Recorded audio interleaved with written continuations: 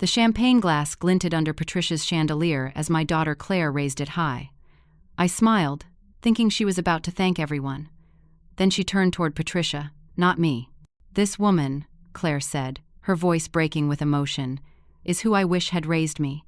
She will be the one and only true grandmother to my child." The room erupted in applause. Patricia beamed. Nobody saw me set down my untouched cake and slip through the French doors into the April rain. My hands shook on the steering wheel as I drove home through the downpour. The windshield wipers beat a rhythm that sounded like those words over and over. Wish had raised me, wish had raised me, wish had raised me. I could barely see the road through my tears. How had we gotten here? I raised Claire alone after my husband Walter died when she was only 7 years old. Just 7. I remember her small hand in mine at the funeral, how she kept asking when Daddy was coming home, how I had to be strong enough for both of us even though my world had shattered. I worked double shifts at the elementary school, where I taught 3rd grade. Mornings, afternoons, and then I tutored in the evenings to make ends meet. There was no family money, no safety net. Just me and my little girl against the world. I wore the same 3 dresses for 2 years so Claire could have new shoes for school. I ate peanut butter sandwiches for dinner so she could have chicken and vegetables. I never once complained, because that's what mothers do. I put her through college. When she got into law school, I took out loans I'm still paying off. I believed in her dreams even when they seemed impossible. And she made it. She became an attorney. Just like she always wanted. I was so proud. Then she met Derek at law school. He seemed kind enough, came from money but didn't flaunt it, at least not at first. When they got engaged, I met his family. That's when Patricia entered our lives like a hurricane wearing pearls and perfume. Patricia was everything I wasn't. She lived in a mansion in the wealthiest part of town. She wore designer clothes and hosted charity galas. She had connections everywhere, knew everyone who mattered. Next to her, I felt small in my sensible shoes and department store cardigans. But I never thought Claire cared about those things. I raised her to value character over money, love over status, or so I believed. I pulled into my driveway and sat in the car, staring at my little house. It was maybe 1,000 square feet, needed a new roof, had a kitchen from the 1970s, but it was ours. Every mortgage payment was made with my own sweat and sacrifice. Inside, the silence felt suffocating. I walked past the living room where Claire used to do homework at the coffee table, past the kitchen where we baked cookies every Sunday, past the hallway where I marked her height on the doorframe every birthday. I couldn't stop crying. My chest hurt like someone had reached inside and torn out my heart. Those words kept echoing, the woman I wish had raised me. I went to the closet and pulled down the photo albums. There we were, Claire's first day of kindergarten, me kneeling beside her, both of us smiling, her middle school graduation, her college acceptance letter, her law school ceremony where she hugged me and whispered, "I couldn't have done this without you, Mom." What changed? When did Patricia steal my daughter from me? I stayed up all night looking through those albums, crying until I had no tears left. Around 2 in the morning, I found myself at the kitchen table, staring at a blank piece of paper. I had to say something. I couldn't let this stand without speaking my truth. So I wrote. I poured my heart onto that paper. I told Claire how much her words had hurt me, but more than that, I reminded her of our journey together. The nights I sat up with her when she had nightmares after Walter died. The times I went without so she could have. The way we used to laugh together, just the 2 of us, finding joy in small things. I wasn't angry in that letter. I was heartbroken and confused. I told her I loved her, that I always would, no matter what. I asked her to help me understand what had happened between us. I promised I would always be there, but I needed her to know how deeply those words had cut. Then I went to the small cedar box where I kept Claire's baby things. I pulled out her tiny first shoes, the ones she wore when she took her first steps toward me in this very kitchen. I found the drawing she made when she was 5, a crayon picture of the 2 of us holding hands under a bright Sunday. I added the hospital bracelet from the day she was born, when I held her for the first time and promised I would always protect her. I also found something Walter's mother had given me before she died, a recipe card, but not for food. It was handwritten instructions for a lullaby that had been passed down through Walter's family for 4 generations. I used to sing it to Claire every night. I wrote on the card, "For Henry." Love, Grandma Frida. At 5 in the morning, I drove to the 24-hour shipping store and sent everything overnight delivery. It would arrive at Claire's house by 10 that morning. I imagined her opening it, reading my words, remembering our life together. Surely she would understand. Surely when she held those baby shoes and remembered who had been there for every step of her life, she would call me. I felt a fragile hope as I drove home through the breaking dawn. Then I saw it. Patricia's silver Mercedes pulling out of Claire and Derek's neighborhood at 5:30 in the morning. She had been there all night. My hope shattered like glass. Patricia had stayed over. She would be there when my package arrived. My attempt to reach my daughter had just walked straight into enemy territory, and I had no idea what Patricia would do with it. I couldn't sleep when I got home. I lay in bed watching the ceiling, watching the clock. 10 o'clock came and went, then 11. My phone sat silent on the nightstand. I kept picking it up, checking to make sure the ringer was on, that I hadn't somehow missed a call. By noon, I couldn't stand it anymore. I was pacing the kitchen when my phone finally rang. Claire's name lit up the screen. My heart leaped. "Claire? Honey?" I answered, trying to keep my voice steady. "Did you get my package?" "How dare you?" Her voice was cold, sharp as broken glass. I froze. "What? How dare you try to manipulate me like this? How dare you make my pregnancy about you?" "Claire, I don't understand. I just wanted you to know how I felt. I wanted to help you remember." "Remember what? How you sacrificed so much for me? How I owe you everything?" "That's exactly what this is, Mom. Guilt. You're trying to guilt me into feeling bad for finally having the mother I deserved." The words hit me like physical blows. "That's not what I meant at all. I love you. I just wanted you to understand how much those words hurt. You're making this about you. Can't you see that? I'm about to have a baby, and instead of supporting me, you're sending me packages full of old junk trying to make me feel obligated to you." "Old junk?" I whispered. "Those are your baby shoes. Your first drawing," I thought. "You thought you could emotionally blackmail me. Patricia was right about you." My blood went cold. Patricia was right about me? What has she been saying? The truth. That you're possessive. That you can't let me grow up.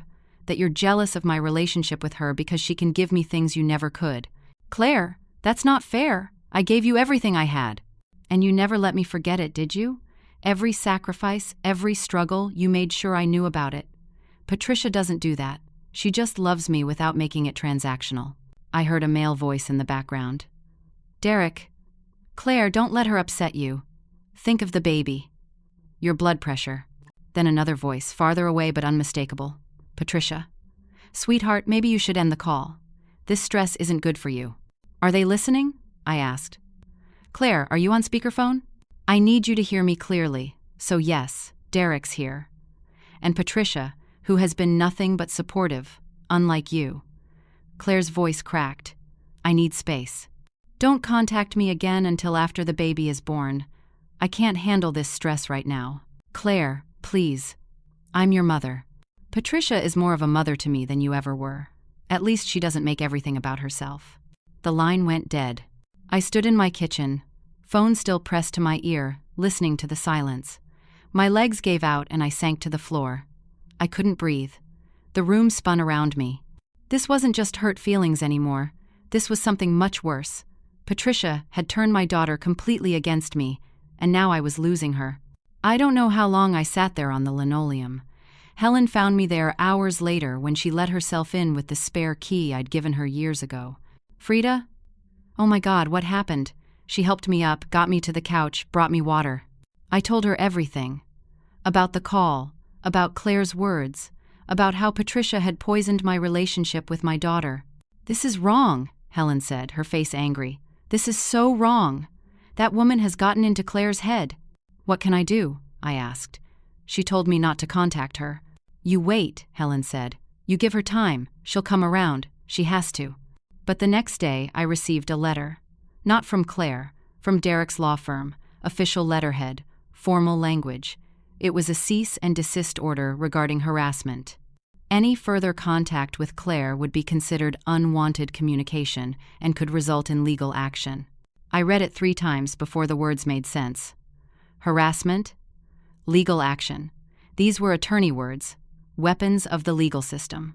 Derek had taken our family conflict and turned it into something that could land me in real trouble. This wasn't Claire being hurt and angry. This was calculated. This was Patricia, working through her son the lawyer, turning my desperate attempt to reach my daughter into evidence of wrongdoing. I called my friend Martha, whose daughter was a paralegal. "What does this mean?" I asked her. "It means they're building a paper trail," Martha said grimly. "If you contact Claire again, they could file for a restraining order. Frida, you need to be very careful. This is serious." I hung up and stared at that letter for hours. Patricia hadn't just stolen my daughter. She'd made it illegal for me to even try to get her back. 2 weeks passed. I barely slept, barely ate. Helen came by every day to make sure I was still alive. Some days, I wasn't entirely sure I wanted to be. "You look terrible," Helen said one afternoon, sitting across from me at the kitchen table. "You've lost weight.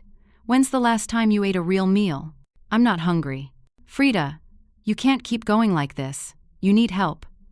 "What about Derek's father? Gordon has always been kind to you. Maybe he could talk to them." I looked up. Gordon. Derek's father was nothing like Patricia. He was quiet, traveled frequently for business, but whenever I'd seen him at family gatherings, he'd been warm and genuine. He once told me he admired how I'd raised Claire on my own. "You think he'd help?" I asked.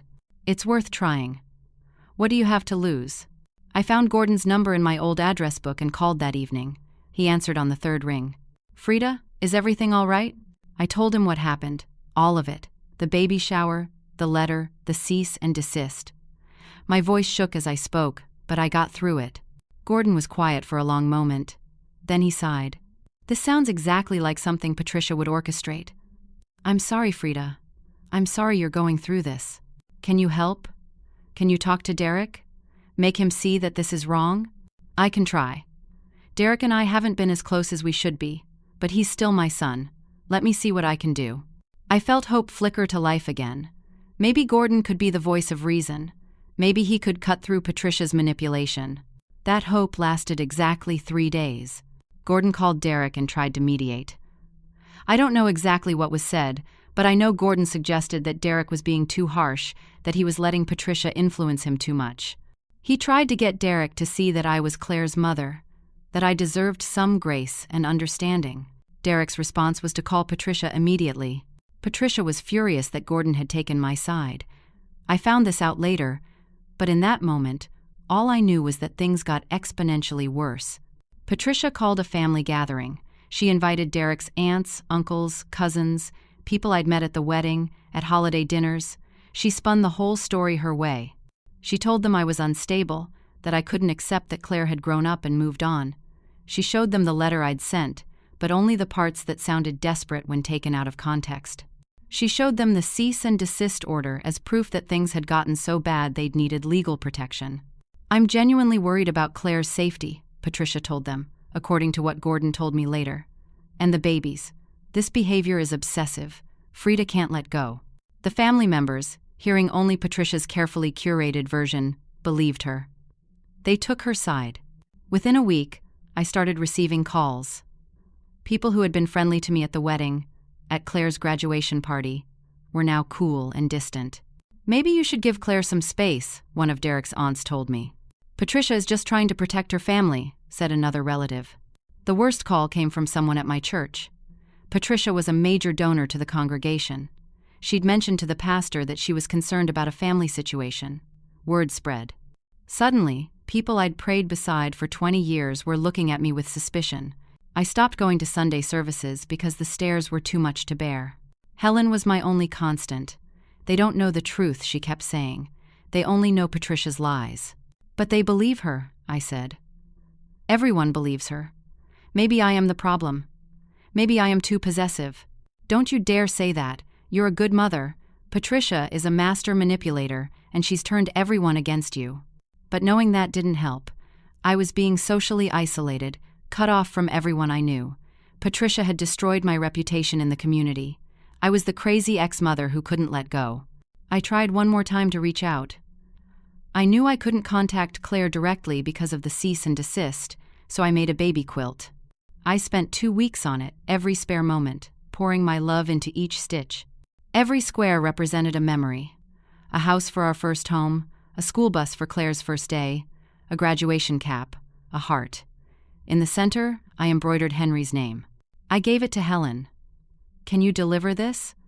Just leave it on their doorstep. I won't violate the order. They'll never know it was me. Helen agreed. She drove to Claire's house one afternoon when she knew no one would be home and left the package by the front door. The next day, I was scrolling through social media when I saw it. Patricia had posted a photo of my quilt. The caption read, "Some people don't understand boundaries. Found this on my daughter-in-law's doorstep. So sad when people can't let go." The post had 300 likes, hundreds of comments expressing sympathy for Patricia, and criticism of whoever had left the quilt. "This is stalker behavior," one comment said. "Poor Claire, having to deal with this while pregnant," said another. And then I saw Claire's comment, pinned at the top. "Thank you for always protecting me, Mom." She'd called Patricia Mom. My gift of love had been turned into public humiliation. Everyone in town could now see what Patricia wanted them to see, that I was the unstable one, the one who couldn't respect boundaries, the one who needed to be protected against. I closed my laptop and sat in the dark. Patricia had won. She'd taken my daughter, my reputation, my community, and turned them all against me. And there was nothing I could do about it. A month passed. Claire was 7 months pregnant now. I saw updates on social media, photos Patricia posted of Claire's growing belly, of the nursery they were decorating. Always Patricia in the photos, never me. I was being erased from my daughter's life in real time. Then, on a Tuesday morning, there was a knock at my door.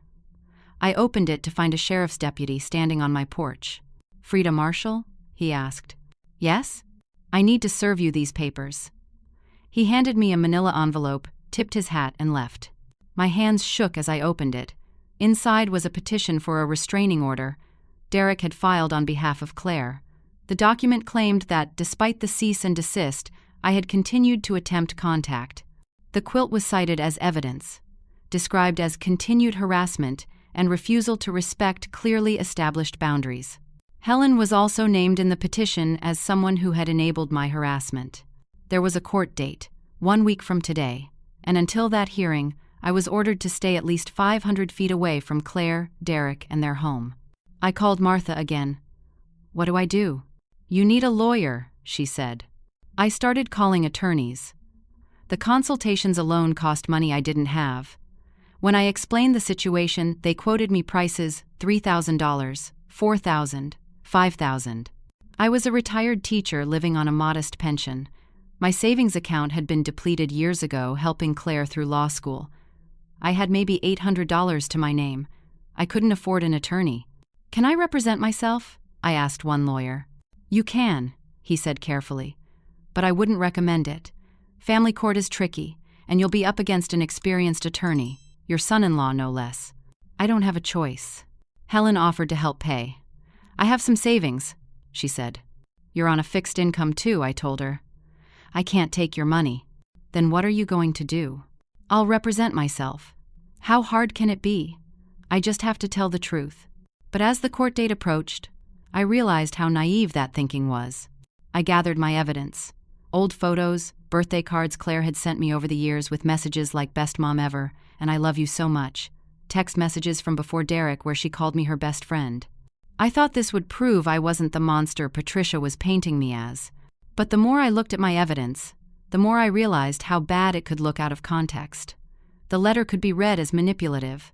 The quilt could be seen as a boundary violation. Even my loving texts could be twisted into proof of an obsessive relationship. The night before court, I couldn't sleep. I kept rehearsing what I would say, but every version sounded defensive, emotional, desperate. The morning of the hearing, I put on my best dress and drove to the courthouse. My stomach churned as I walked through the metal detectors and found the right courtroom. Derek was already there with a lawyer in an expensive suit. Patricia sat in the gallery, her hand resting supportively on Claire's shoulder. Claire looked beautiful and fragile, her pregnant belly prominent. She looked scared, like she needed protection. From me, her own mother. The hearing began. Derek's attorney spoke first, painting a picture of an obsessive woman who couldn't accept her daughter's independence. He cited the letter, described it as emotionally manipulative and guilt-inducing. He mentioned the package with baby items as an attempt to create obligation. He showed photos of the quilt and described how it appeared on their doorstep, despite clear instructions for no contact. Then Patricia took the stand as a witness. She testified that she'd seen firsthand how my behavior affected Claire's health and pregnancy. She described finding Claire crying after my phone call, said Claire's blood pressure had spiked, that her doctor had warned about stress. "I'm deeply concerned for my daughter-in-law's well-being," Patricia said, looking directly at the judge, "and for my grandson's safety. This pattern of behavior needs to stop before something terrible happens." When it was my turn, I tried to explain. I stood up, my voice shaking, and told the judge I was just a mother who loved her daughter. I tried to talk about our history, about raising Claire alone, about how close we used to be. "Your Honor," I said, "I never meant to harass anyone. I just wanted my daughter to know I love her. The things I sent were gestures of love, not harassment." But I became emotional. I started crying on the stand. I couldn't help it. I was watching my daughter treat me like a stranger, like a threat. The judge had to ask me twice to continue because I couldn't speak through my tears. Derek's attorney jumped on my emotional display. "Your Honor, this behavior demonstrates exactly why this order is necessary. The petitioner cannot maintain appropriate emotional boundaries." I wanted to call witnesses, but I couldn't afford to subpoena anyone. I wanted to present a better case, but I didn't know how. The judge listened to everything, reviewed the documents, and then made his ruling. "I'm granting a temporary restraining order for 6 months," he said. "Miss Marshall, you are prohibited from contacting Claire Harris in any way. You must stay at least 500 feet away from her, her home, and any location where you know she will be present. This includes family gatherings, medical appointments, and any other events." "But the baby," I said. "She's due in 2 months. I'm the grandmother. The order will be in effect until after the birth. At that time, the petitioners can request a permanent order if they choose, or we can revisit the matter. My primary concern is Miss Gradovin, Harris's health during this pregnancy. Until the baby is safely delivered, I believe this separation is in everyone's best interest." The gavel came down. Just like that, I was legally forbidden from seeing my daughter or my soon-to-be-born grandson. As we left the courtroom, I saw Patricia whisper something in Claire's ear. Claire looked at me then, and for just a second, I thought I saw something in her eyes. Doubt? Regret? But then Patricia's arm went around her shoulders, and they walked away. I stood in the courthouse hallway, alone, holding the restraining order. Patricia hadn't just won. She'd used the legal system itself as a weapon against me. She'd made it a crime for me to be a mother and a grandmother. 2 months later, I was sitting in my living room when my phone buzzed with a notification. A social media post from Patricia. I shouldn't have looked, but I couldn't help myself. The photo showed Patricia in a hospital room, holding a tiny baby wrapped in a blue blanket. The caption read, "Welcome baby Henry, 8 pounds, 2 ounces of pure perfection. So blessed to be his grandmother." Below were dozens of photos, Patricia holding Henry, Derek holding Henry, Claire in the hospital bed, smiling tiredly, Patricia standing beside her, extended family members taking turns with the baby.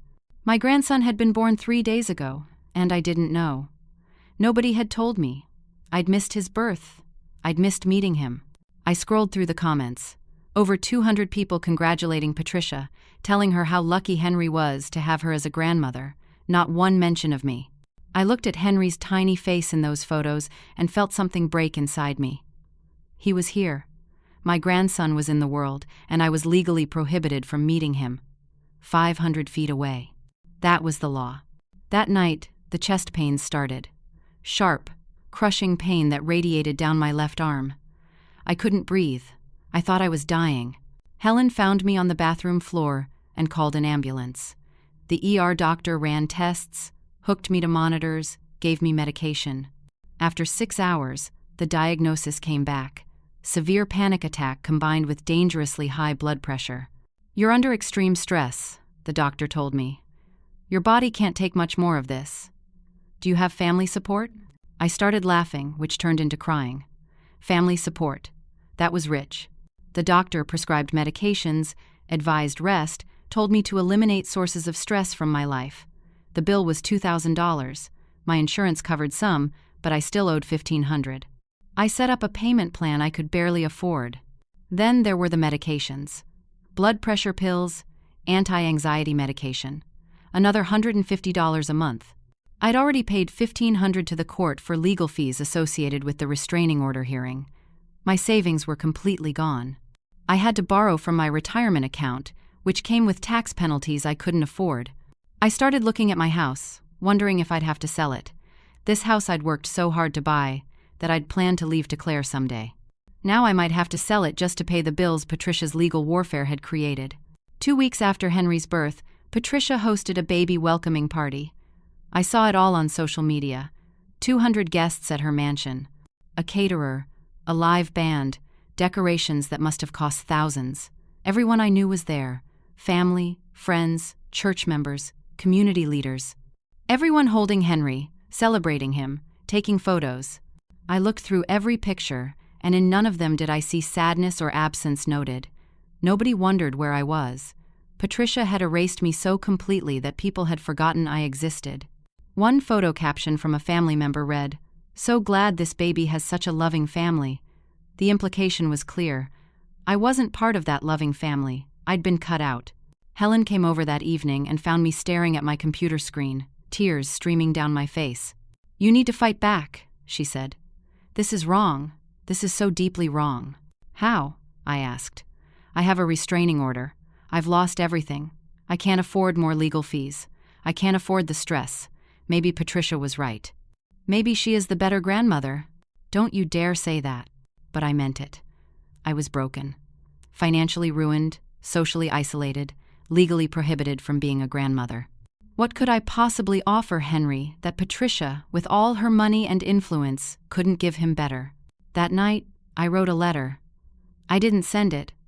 I just needed to get the words out. I told Claire I was giving up, that I wouldn't fight anymore. I said I respected her wishes and would stay away. I apologized for being a burden. I said I hoped Henry would have a good life and that maybe it was better this way. Maybe he was better off without me. I signed it goodbye and fell asleep at the kitchen table, the letter beside me. The next morning, Helen let herself in to check on me. She found the letter on the floor where it had fallen during the night. She read it, and her face went white. "Frida, what is this? This sounds like you're giving up on everything. On life." "Maybe I am." "No. Absolutely not." Helen grabbed my shoulders. "Listen to me. Something is very wrong with Patricia. No normal person does what she's done. There's something we're missing, something dark under all that perfect surface. And I'm going to find it." "Helen, what can you possibly do?" "I don't know yet, but I'm not letting you give up. You're going to shower and eat a real meal, and I'm going to make some phone calls." "To who?" "To anyone who might tell me the truth about Patricia Harris." Helen started with Derek's sister. Mariah had moved to California years ago and barely spoke to the family. Helen found her on social media and sent a message. Mariah's response came that evening. "It's about time someone looked into what my mother really is. When can we talk?" For the first time in months, I felt something other than despair. I felt the faintest spark of hope. Mariah flew into town a week later without telling her family. Helen picked her up from the airport and brought her to my house. She was younger than Derek, maybe 26, with tired eyes that suggested she'd seen too much. She hugged me when we met, which surprised me. "I'm so sorry for what my mother has done to you," she said. I wish I could say I was surprised, but I'm not. We sat in my living room, and Mariah told me her story. "My mother is a narcissist," she said. Not in the casual way people use that word. Clinically, she needs complete control over everyone around her. When I was growing up, she controlled what I wore, who I talked to, what activities I did. If I ever tried to assert independence, she'd punish me emotionally. Silent treatment, turning Dad against me, spreading lies to extended family. "You had no idea," I said. "She's good at hiding it. To the outside world, she's perfect, charitable, generous, loving. But inside the family, she's a tyrant. Derek was always her golden child. He could do no wrong. I was the scapegoat. Everything that went wrong was somehow my fault." Mariah told me about her engagement 6 years ago. She'd met a wonderful man, a teacher, someone who made her happy. But he wasn't wealthy or connected. Patricia decided he wasn't good enough. She sabotaged my relationship, Mariah said. She told lies about me to my fiancé. She told him I was cheating, that I was only with him because I was afraid of being alone. She was so convincing that he believed her. He broke up with me without even giving me a chance to defend myself. That's horrible. Then she turned Derek against me. Told him I was causing family drama, that I was jealous of his success. Derek and I used to be close, but she poisoned that relationship. Eventually, I realized the only way to have any peace was to leave. So I moved to California. I barely talk to any of them now. Helen leaned forward. Why does she do this? Because she can't stand anyone taking attention away from her. When Derek got serious with his college girlfriend, Mom did the same thing. Convinced Derek the girl was using him for his money. It wasn't true, but Derek believed Mom. The girl moved away. I tried to stay in touch with her, but she wanted nothing to do with our family. So this is a pattern, I said. Exactly. Mom needs to be the center of Derek's world. When he married Claire, I knew Mom would find a way to control that relationship too. I'm guessing she started working on Claire slowly. Little comments. Building herself up while subtly tearing you down, making Claire doubt her own perceptions. I thought back over the past 2 years. Patricia's comments at family dinners. Claire, you're so thin. Is your mother feeding you? Said with a laugh. But the implication was clear. Or Claire mentioned she's stressed about work. I told her she could always talk to me. Does she not feel comfortable talking to her own mother? Tiny cuts, over months, until Claire's image of me had been completely distorted. We need to prove this, Helen said. We need evidence. I have some, Mariah said. She pulled out her laptop. I kept emails from years ago. I knew someday I might need them. She showed us messages from Patricia to Derek, from back when Mariah was still engaged. Patricia writing things like, "Your sister is making terrible choices. I'm worried about her mental health. And Mariah has always been jealous of you. Don't let her drag you down with her drama." This is all manipulation, Mariah said. But look at this one. She pulled up an email dated 6 months before Claire's baby shower. Patricia to Derek. We need to manage Claire's relationship with her mother. She's too dependent on Frida. It's not healthy for your future children. I should be the primary grandmother figure. Another email from 2 weeks before the shower. I've been working on Claire. She's starting to see how Frida holds her back with guilt and obligation. The baby shower will be the perfect opportunity to solidify our bond. I stared at the screen. She planned the whole thing. The toast wasn't Claire's spontaneous feeling. Patricia orchestrated it. She manipulated your daughter for months, Mariah said. Made Claire doubt you, doubt her own memories, doubt her own feelings. It's what she does. It's what she did to me. How do we get this information to Claire? I asked. I can't contact her. I have a restraining order. We sat in silence, thinking. If I tried to reach Claire, I'd be arrested. If Helen tried, Claire wouldn't believe it coming from my friend. Gordon was too weak, too controlled by Patricia himself. Then Helen's phone rang. She looked at the caller ID and frowned. I don't know this number, she answered. Hello? Her eyes went wide. Yes, this is she. How did you get my number? A pause. I see. Yes, I'd be very interested in talking to you. She hung up and looked at us. That was Brian Foster. He's Derek's law partner. He says he needs to talk to us about Claire. He has concerns. Brian met us at a coffee shop the next day. He was in his 30s, seemed genuinely troubled. I shouldn't be doing this, he said, but I've known Claire for 3 years. We worked together at the firm. She was always talking about her mom, about how close they were. Then, suddenly, nothing. She stopped mentioning you, Frida. And Derek changed too. He became more controlling, more dismissive of Claire's opinions. Patricia, I said. I saw the restraining order documents. Derek brought them to the firm for filing. Something felt wrong about the whole thing. The Claire I knew wouldn't do this to her mother without serious reason. So I started paying attention. Brian told us he'd observed Patricia at firm events, seen how she manipulated conversations, how she positioned herself as the authority on Claire's well-being. He'd watched Claire become smaller, more uncertain, more dependent on Patricia's approval. I think I can talk to Claire, Brian said. Derek trusts me. I can visit them, plant some seeds of doubt, get her questioning Patricia's narrative. Be careful, Mariah warned. If my mother suspects you're undermining her, she'll destroy you too. I know, but this is wrong. Claire deserves to know the truth. We were forming a plan when Mariah's phone buzzed. She looked at it and her face went pale. It's from Derek. He knows I'm in town. How? Someone must have seen me. Or, oh no, Mom has always had ways of finding things out. 2 days later, I got a call from Helen. You're not going to believe this. Patricia convinced Derek and Claire to move. They're buying a house in that new gated community outside town. Why? Patricia told them it's for privacy and security. But really, it's to isolate Claire further. And Frida, Patricia bought them the house, put down the down payment. They're financially tied to her now. The trap had tightened. Just when we'd found allies, just when truth seemed possible, Patricia had made a move that would make it even harder to reach Claire. She'd put my daughter behind gates and bought her loyalty with a house Claire and Derek could never have afforded on their own. Brian didn't give up. 2 weeks after Claire and Derek moved into their new house, he stopped by. It was a Saturday afternoon. He brought coffee and pastries, made it seem casual. Just wanted to see the new place, he told Derek, and meet little Henry properly. They gave him the tour. The house was beautiful, probably worth $500,000. Patricia's gift was generous and binding.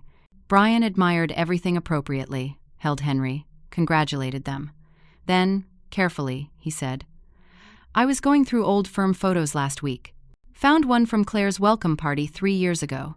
You remember that, Claire? You gave a speech thanking your mom for supporting you through law school. Claire's face changed slightly. That was a long time ago. You called her your rock, your inspiration. I just thought it was interesting, how things change. He paused. Or how our perception of things changes. Derek stiffened. Brian, we're not discussing this. Of course not. I just wonder sometimes, was there a specific incident that changed things? Or was it more gradual? Claire looked uncomfortable. I realized over time that my relationship with my mother wasn't healthy. She was too controlling. Controlling how?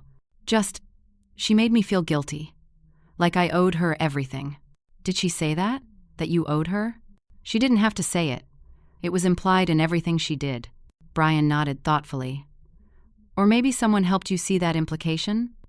Sometimes when we're told something often enough, we start to believe it's true even if it wasn't our original feeling. Derek stood up. I think you should go. Brian left his card on the coffee table. If you ever want to talk, Claire, not about legal stuff, just to talk.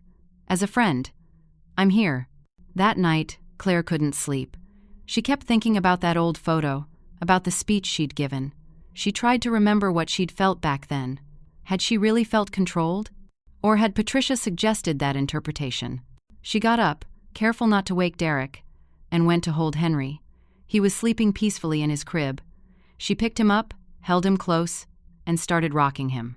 Without thinking, she began to hum. A lullaby, the one her mother used to sing. The melody came back like muscle memory. She'd thrown away the recipe card Patricia told her to discard, but the tune was still there, buried in her mind. She remembered being 5 years old, scared of the dark, her mother singing that song until she felt safe. She remembered being 12, crying over a friendship that ended, her mother holding her and humming that same melody. She remembered being in college, stressed about exams, calling her mother at midnight, and her mother staying on the phone singing softly until Claire calmed down. Had those memories been manipulation? Or had they been love? The next morning, Claire drove to Patricia's house with Henry. Patricia immediately took the baby, cooing over him, barely acknowledging Claire. Do you remember the lullaby my mom sent? Claire asked.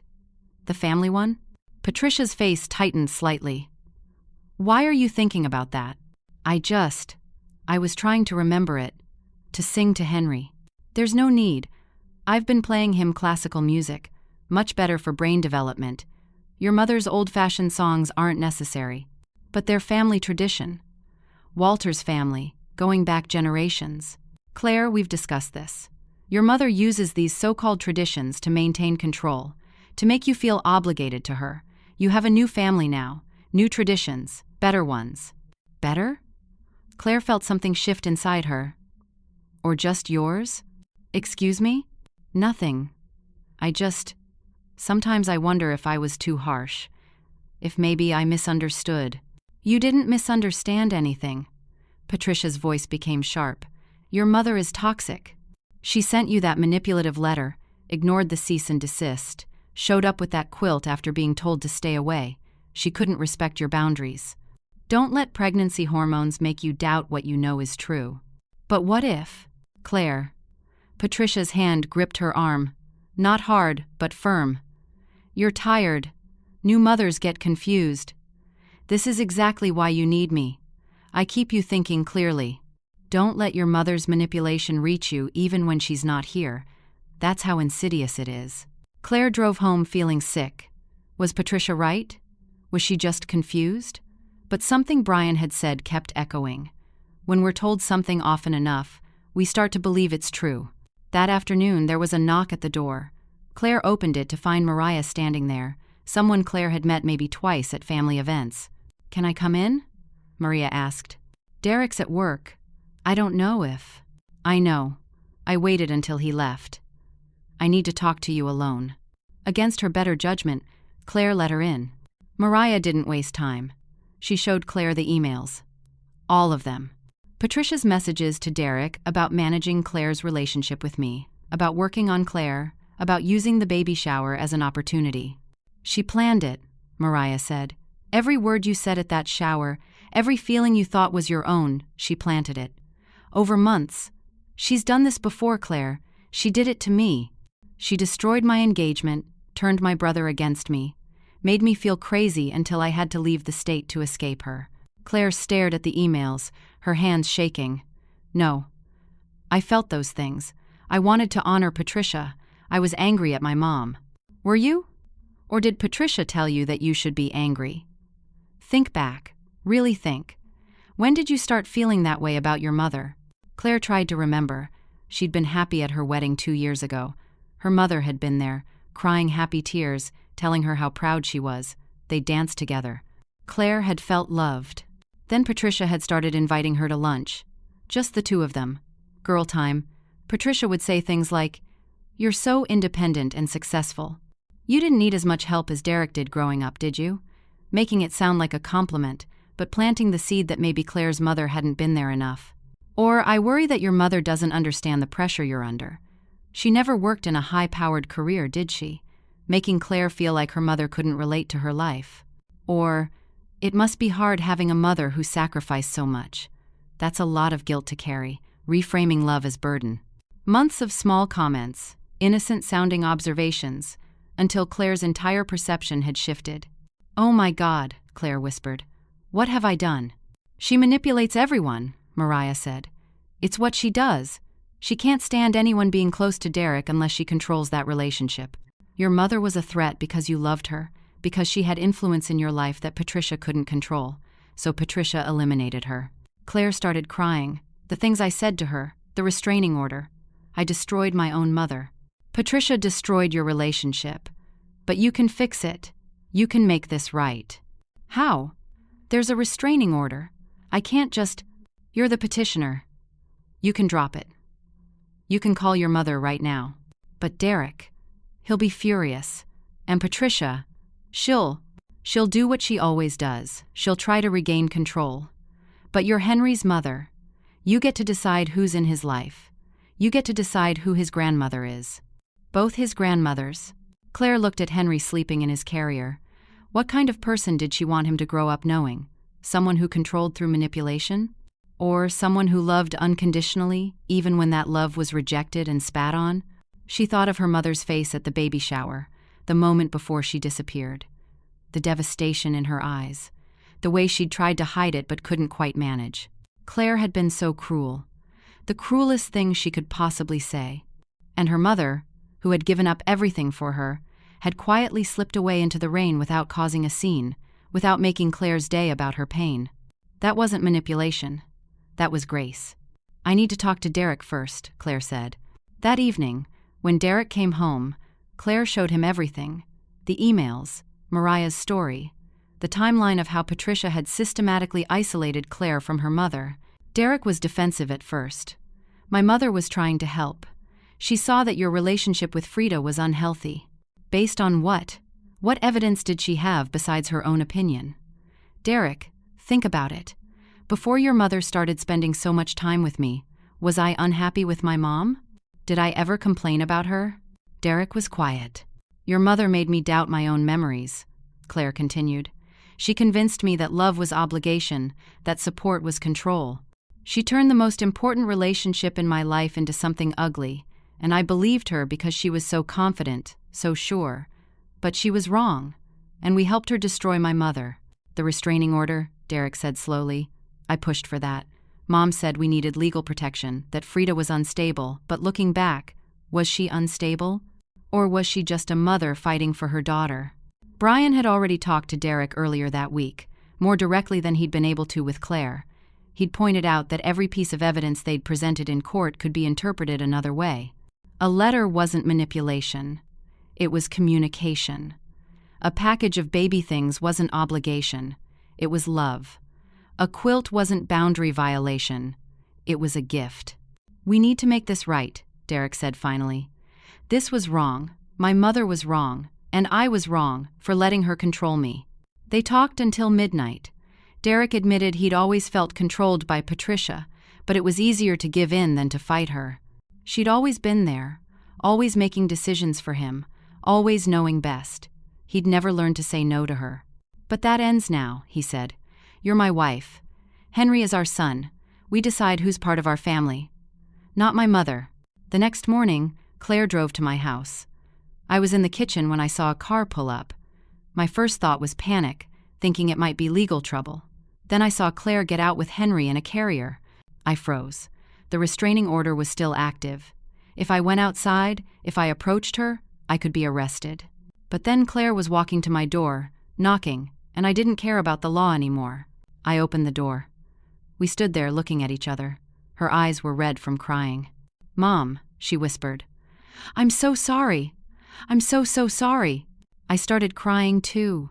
Claire, can I come in? Can you meet your grandson? I nodded, unable to speak. She came inside, and for the first time I held Henry. He was perfect. 8 weeks old, with Derek's dark hair and Claire's nose.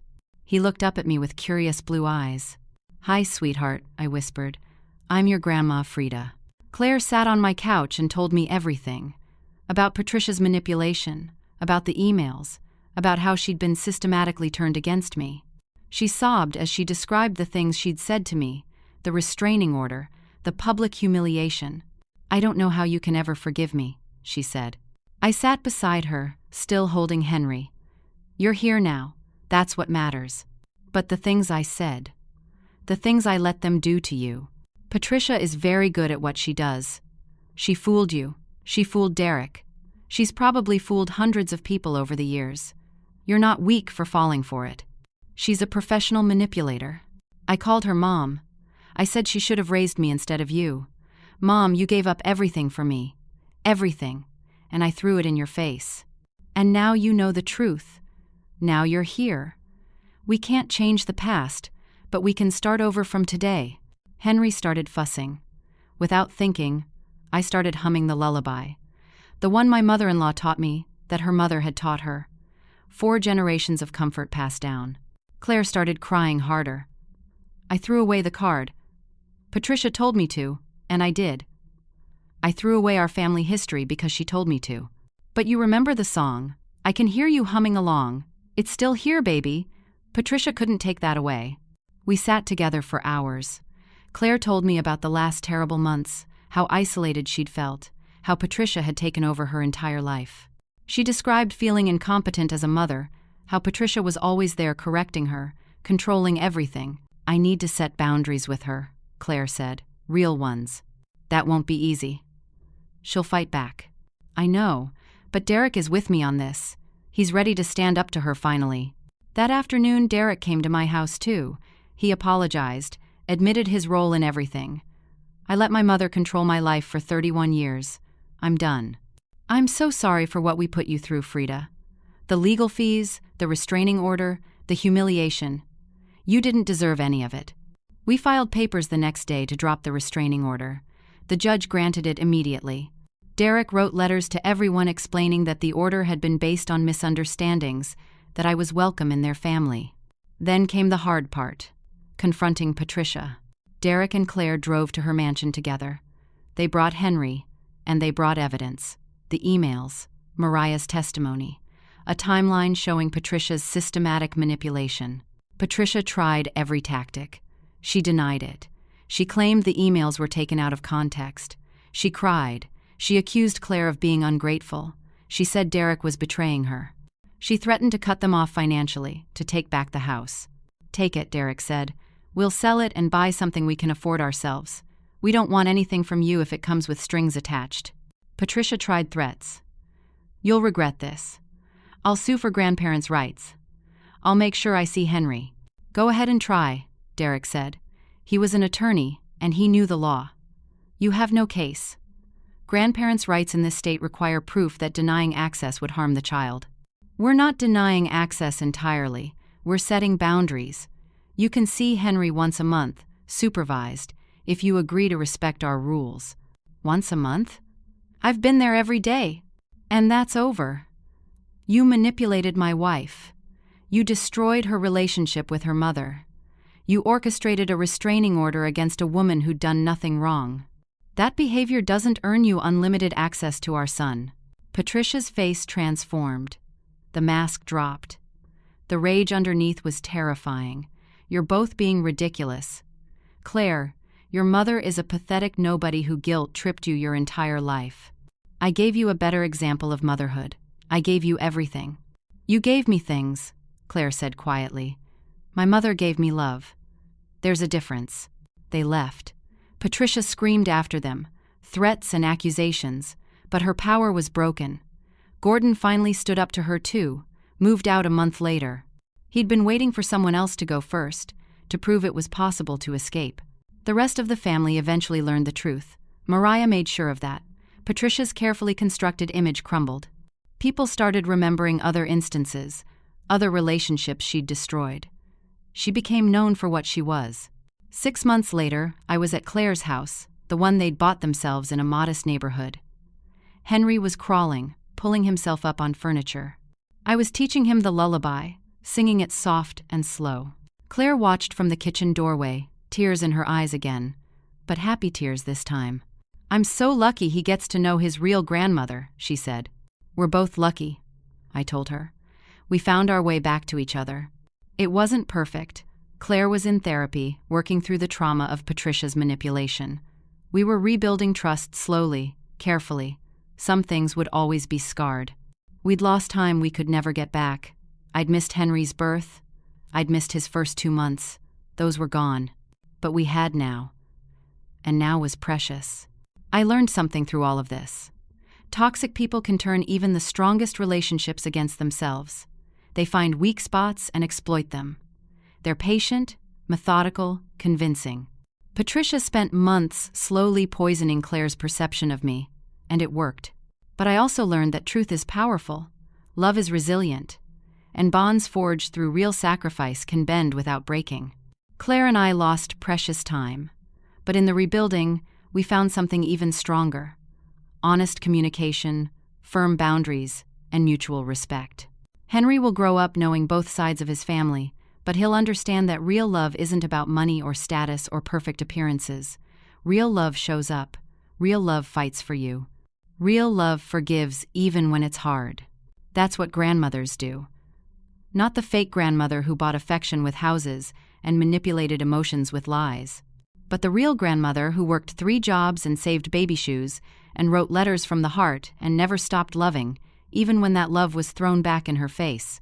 Claire and I talk about it sometimes, what we went through.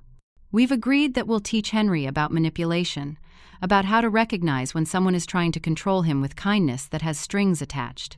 We'll teach him the difference between generosity and obligation, between love and possession. Patricia sends gifts occasionally, expensive toys that Henry doesn't need. We accept them politely, but don't make a big deal. Henry sees her once a month at a restaurant, supervised by Derek. She's on her best behavior now, knowing that any misstep means losing even that limited access. Sometimes I feel sorry for her. To be so desperate for control that you destroy relationships, isolate yourself, end up alone in a mansion with no real connection to anyone. That's not the life I'd choose. I'd choose this. My small house, my modest means, my grandson sleeping in my arms while his mother makes dinner in the kitchen. Simple, real, true. The other day, Henry reached for me and said something that sounded like Grandma. His first word wasn't quite there yet, but it was close. Claire and I looked at each other and both started crying. Happy tears. He knows you, Claire said. He loves you. I love him too. So much.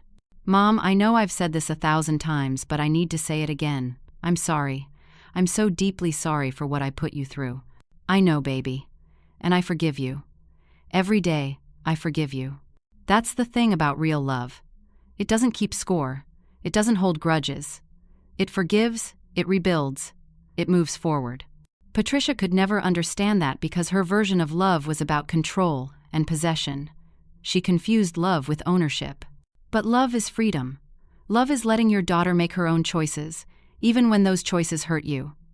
Love is waiting patiently for her to find her way back. Love is opening your arms when she returns instead of saying, I told you so. Love is meeting your grandson for the first time and feeling nothing but joy, not bitterness about the time you missed. That's what I want to teach Henry. That's the legacy I want to leave him. Now I'd like to ask you something. Have you ever had someone try to manipulate you or turn you against someone you love? How did you recognize what was happening? And if you didn't recognize it at first, what finally opened your eyes to the truth? I'd love to hear your stories in the comments below.